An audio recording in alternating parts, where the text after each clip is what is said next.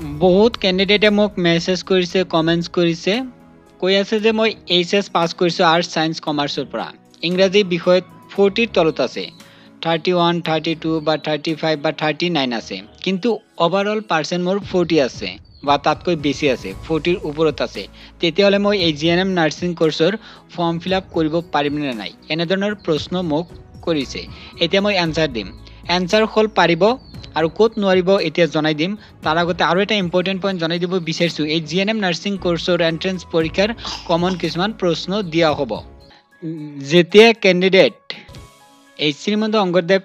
ইউনিভাৰ্সিটিৰ entrance পৰীক্ষা দিব দিয়াৰ পিছত যদি ভিকে এনআৰএলত জিএনএম নাৰ্ছিং কোৰ্সৰ এডমিশন মানে ল'ব বিচাৰে তেতিয়াহলে কিন্তু ইংৰাজী বিষয়ত এক্সট্ৰা যেটো সাবজেক্ট মানে ইন্ডিভিজুয়াল ইংৰাজী বিষয়ত 40 লাগিব ওভাৰঅল 40 লাগিব প্লাস ইংৰাজী বিষয়ত মানে ইন্ডিভিজুয়াল 40 বিচাৰিছে ভিকে এনআৰএলত বিচাৰিছে এতিয়া যদি ক্যান্ডিডেট আৰ্টস সায়েন্স কমাৰ্চৰ পৰা এইচএস পাস কৰিছে আৰু ওভাৰঅল মিলি যদি 40 আছে তেতিয়াহলে পাৰিব ইংৰাজী বিষয় যদি 31 32 33 বা 35 আছে পাৰিব কোনো ধৰণৰ প্ৰবলেম নাই 40 বা তাতকৈ বেছি হ'ব লাগিব মানে মিনিমাম 40% হ'ব লাগিব ইংৰাজীত 40 ৰ তলত থাকিলেও কোনো প্ৰবলেম নাই কিন্তু ওভাৰঅল 40 লাগিব আৰু সায়েন্সৰ ক্যান্ডিডেটক জনাই দিব বিচাৰিছো হিয়তৰ মানে পিসিবি টো থাকিলে মানে কি হয় হিয়তক মানে এডমিশনৰ টাইমত প্ৰিফাৰেন্স দিব মানে যদি ক্যান্ডিডেট ফেল কৰিছে তেতিয়াহলে কিন্তু এডমিশন ল'ব নোৱাৰিব সায়েন্সৰ কিছুমান ক্যান্ডিডেট আছে ফিজিক্স কেমিষ্ট্ৰিত ফেল হেসকল ক্যান্ডিডেট কিন্তু এডমিশন ল'ব নোৱাৰিব যদি পাস কৰিছে ফিজিক্স কেমিষ্ট্ৰি বা বায়োলজিত তেতিয়াহলে পাৰিব ওভাৰঅল যদি 40 আছে ইংৰাজী বিষয় যদি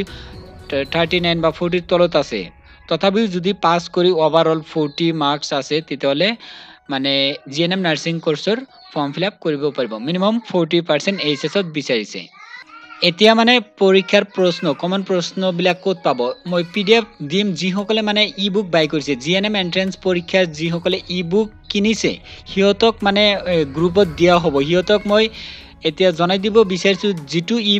ই-বুক কিনিছে তাতে কি কৰিব ই-বুক ওপেন কৰিলে তাতে এটা লিংক আছে হোৱাটসঅ্যাপ গ্ৰুপৰ লিংক আছে সেই লিংকত ক্লিক কৰিব পিডিএফৰ ফাইলত এটা হোৱাটসঅ্যাপ গ্ৰুপৰ লিংক আছে হোৱাটসঅ্যাপ গ্ৰুপ বুলি আছে প্ৰিমিয়াম গ্ৰুপ আছে তাতে ক্লিক কৰিলে আমাৰ তাত ৰিকুৱেষ্ট আহি যাব আমি এপ্ৰুভ কৰি দিম তাৰ পিছত মানে এই ই-বুক যেটো জিএনএম এন্ট্ৰেন্স পৰীক্ষাৰ প্ৰশ্নবিলাক আছে সেই গ্ৰুপতে পাই যাব আজি গ্ৰুপত দি দিয়া হ'ব ইতিমধ্যে কিছুমান ক্যান্ডিডেট জয়েন কৰিছে ৰিকুৱেষ্ট পঠাইছিল এপ্ৰুভ কৰি দিয়া হৈছে হিয়তক মানে দি দিম গ্ৰুপতে দি দিম বহুতেই মানে কিনিছে হিয়তক জনাই দিব বিচাৰিছো যদি জিএনএম নাৰ্ছিং কোৰ্সৰ এন্ট্ৰেন্স পৰীক্ষাৰ ই-বুক কিনিছে কিনাৰ পিছত ডাউনলোড হৈছে হোৱাৰ পিছত ওপেন কৰিব ওপেন কৰিলে মানে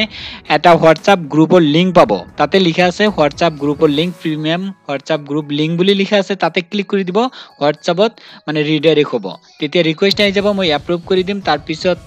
পিডিএফ টো গ্ৰুপতে পাই যাব আৰু ই-বুক যদি এতিয়ালৈকে কিনা নাই কিনিব পাৰিব এই ভিডিও ডেসক্ৰিপচন বক্সত লিংক পাব লিংকত ক্লিক কৰি কিনিব পাৰিব এটো হল এন্ট্ৰেন্স পৰীক্ষাৰ ই-বুক এন্ট্ৰেন্স পৰীক্ষাৰ সিলেবাস অনুসৰি প্ৰশ্ন উত্তৰ দিয়া হৈছে 199 পেমেন্ট কৰিলেই সাকসেসফুল হ'লে তাৰ পিছত এই ই-বুক লাভ কৰিব আৰু যদি লাভ নকৰে হোৱাটসঅ্যাপ নাম্বাৰ আছে হোৱাটসঅ্যাপত মেসেজ কৰিব হৈ যাব যদি পেমেন্ট কৰাৰ পিছত যদি পোৱা নাই ই-বুক হোৱাটসঅ্যাপ কৰিলে সলভ কৰি দিয়া হ'ব মানে ই-বুক দিয়া হ'ব আৰু যেটো পিডিএফ দিম আজি সেই পিডিএফত জেনাৰেল সায়েন্স তাৰ পিছত ইংৰাজী আৰু গণিতৰ প্ৰশ্নবিলাক থাকিব ইম্পৰ্টেন্ট প্ৰশ্নবিলাক থাকিব এতিয়া কাম কৰক এই ভিডিও ডেসক্ৰিপচন বক্সত লিংক দিছো লিংকত ক্লিক কৰি ই-বুক যদি কিনিব বিচাৰিছে কিনক আৰু যি সকলে কিনিছে সেই ই-বুকটো ওপেন কৰি ৰিকুৱেষ্ট পঠাই দিয়ক আজি মানে পিডিএফ টো দিয়া হ'ব